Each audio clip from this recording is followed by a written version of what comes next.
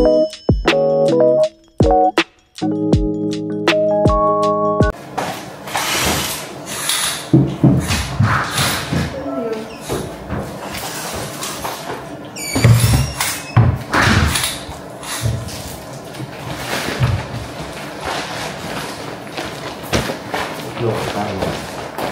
gusto mong breakfast?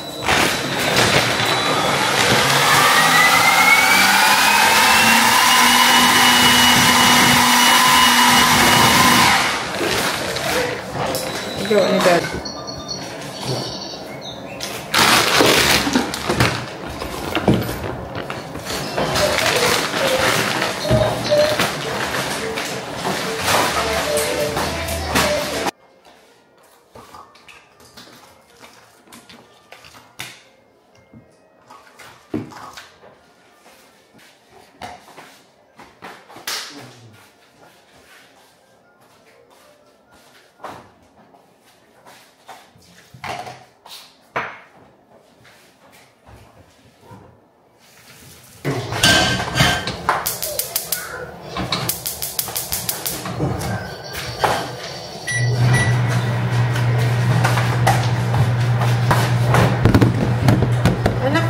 Sa ano, freezer.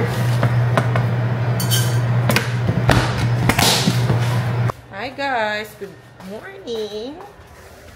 It's Dayan. Good morning. Kakauwi lang namin guys. Kagabi. Anong oras na tayo nakauwi kagabi? Mga alas 11 na dito sa bahay. Kaya hindi nakapaglinis.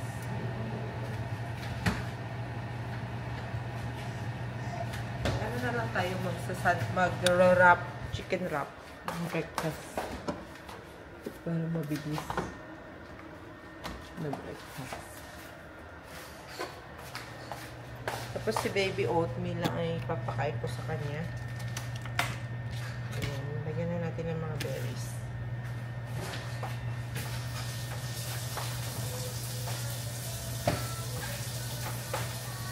Titira pang oatmeal guys. Ayan. Lagyan natin, gawin natin ice cream ni Ayan. Popsicle stick. Konti lang to eh.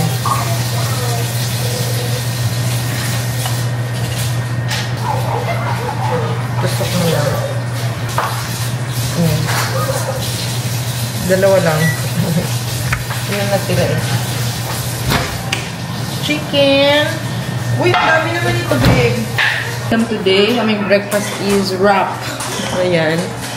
Lalagyan na namin ang chicken, egg, and then gulay. Yan lang po ang aming breakfast. Parang pang dinner. Pero okay lang. Parang dinner na din yan. The baby is oatmeal. Yan siya guys. Lagyan natin ang gulay.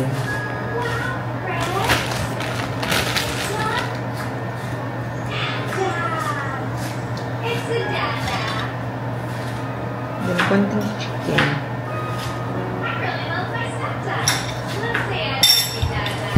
And then, ayan.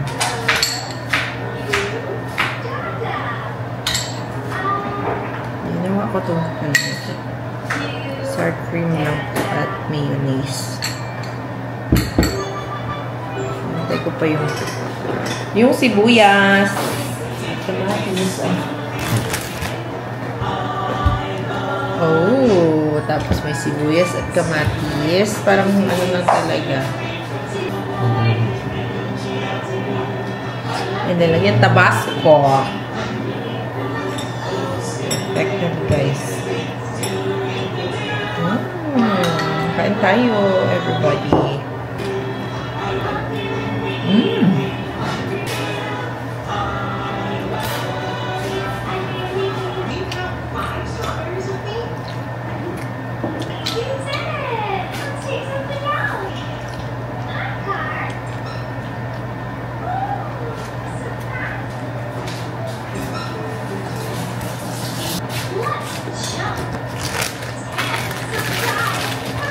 Konti lang ilalagay yun. Chicken wrap. Kasi tayo pinagay lang, ganyan lang tayo.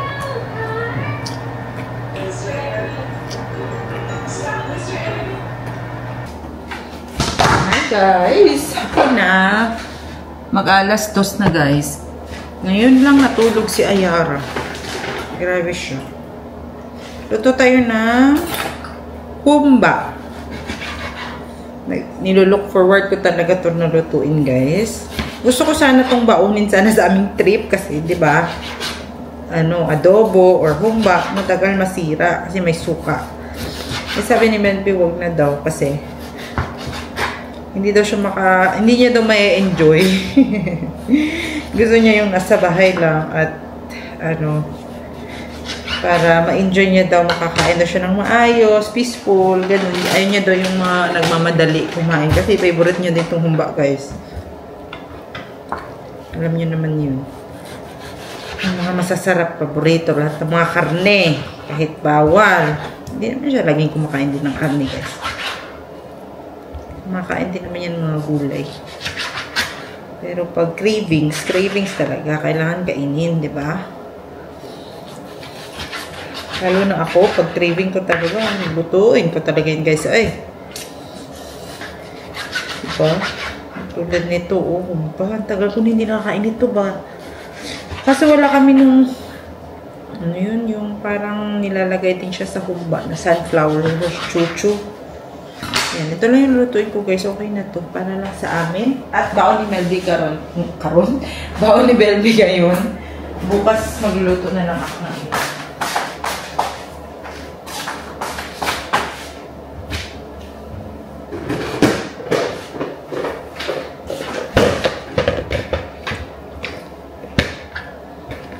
Yan. Pakuluan muna natin to.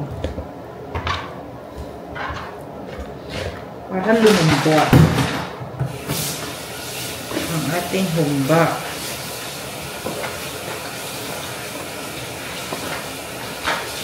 Humba na parang adobo lang din guys. Kaya kailangan ito palambutin ng sobra para masarap.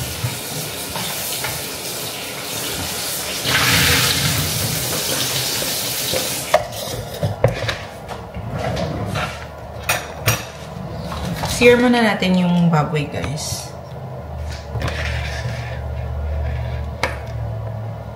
Para ma-lock in daw yung juices niya. Yan muna natin siya. Sear.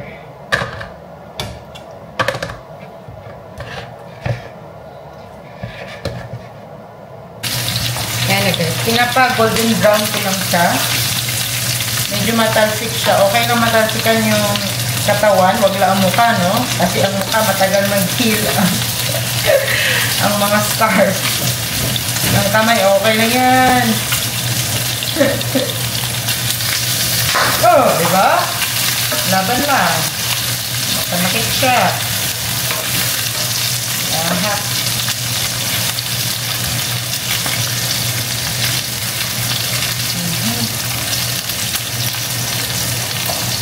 Golden brown ko ba para? I-set aside lang muna natin kasi nag-brown na siya.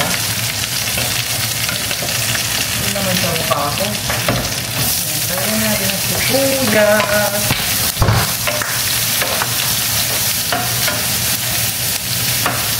And then garlic. Madaming garlic na sarap. Garlic natin. Oh, kaya nung kami kahapon, nag-long drive, naka-edit ako ng 3 video. And then, thumbnail, hindi na ako naka-edit. Kaya ngayon, thumbnail ang ginagawa ko. Gusto natin ng more garlic. Gusto ko maraming garlic tayo.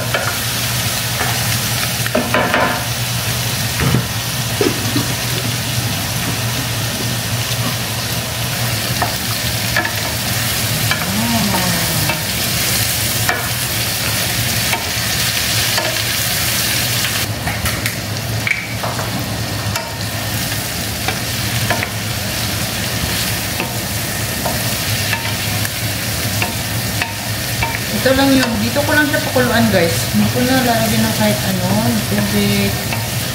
Ito lang. Ito na natin ang paminta pala. Masarap to pag yung malalaking malalaking paminta, pero wala. Ano natin baileys ito? Palasa ng buhay.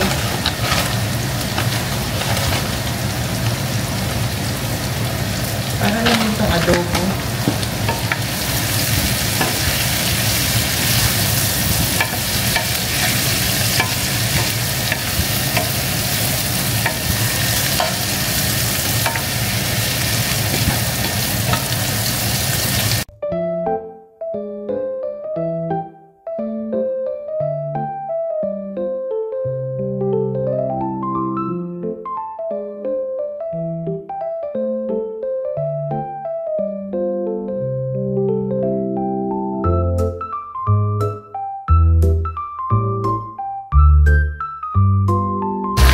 Ayan na guys, ang ating cravings. Mahumba, Bisaya. Kalamig. Wala na naman ang ating rice nito. Mapapadami na naman. Ang saya-saya.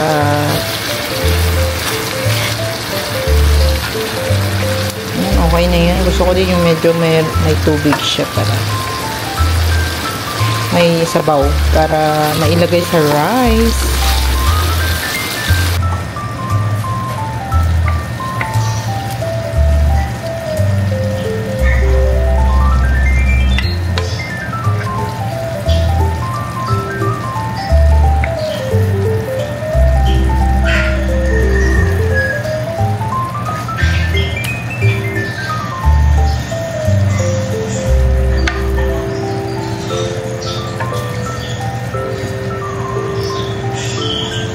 Wala. Makain na ako guys. Akala ko na-on ko. Kain tayo. May kimchi ako. And then, ayan. Perfect.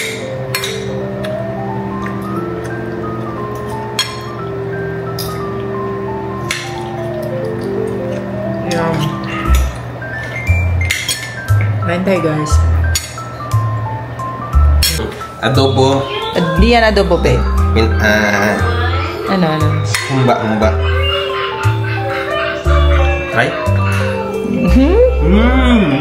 Ikalo. Wala mang hindi masarap sa'yo, di ba? Yummy. Ha? Yummy. Mapapailang rice ka na naman yan. Baon mo. May baon dito yan. Ito, guys.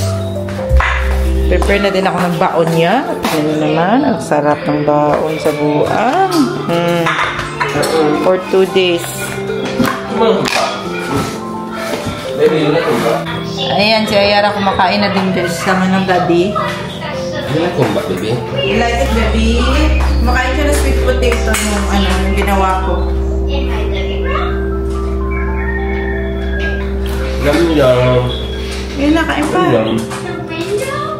May munggo din akong binibigay. Taas pa yung paa, Pinoy ka talaga. Baby, Pinoy ka talaga, baby. Say hi. Hi, ikaw, hi. Say hi. Come on. Hi na, dali. Ang tulis mo.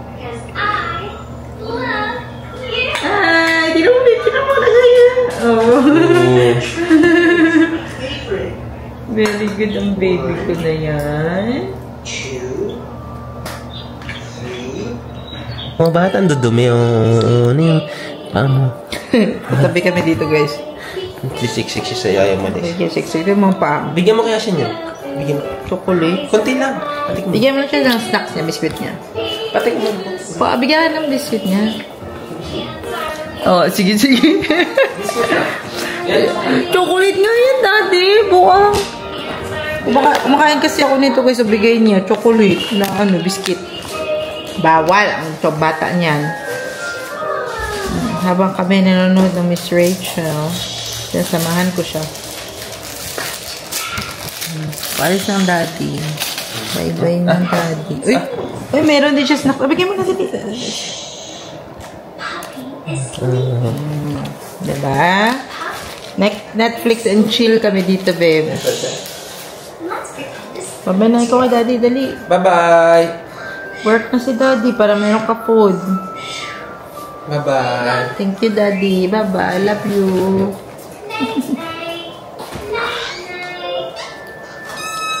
Babay na siya. Tayo na lang ulit. Jesus.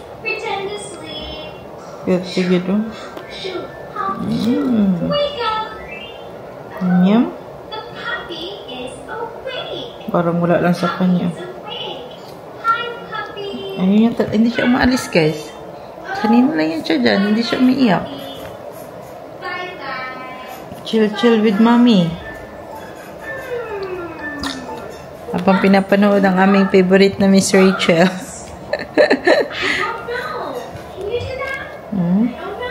No?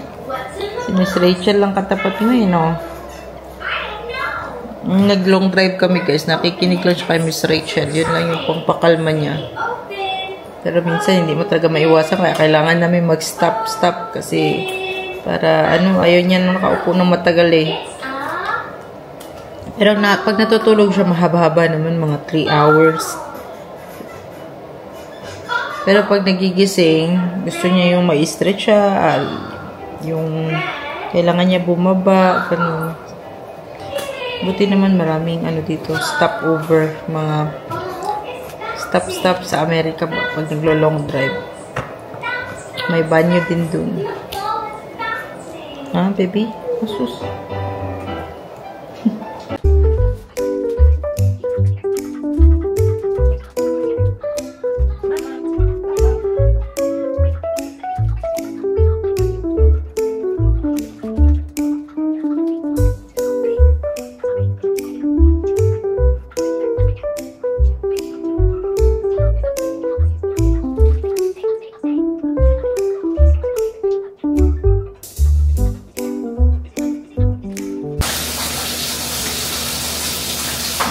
Hi guys, gabi na. Hala. Sobrang dilim na ng aking camera. Ano yung damit? Bumaba lang ako guys. Pinatulog ko na si Ayara. Alas 9 na kasi.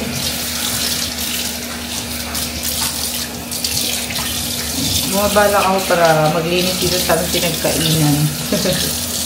At magtapon ng basura.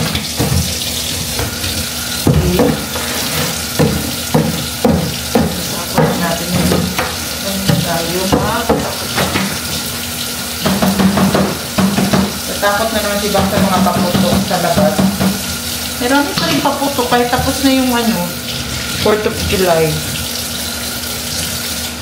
Kaya si Bang takot na naman pupunta na naman yung sa taas namin.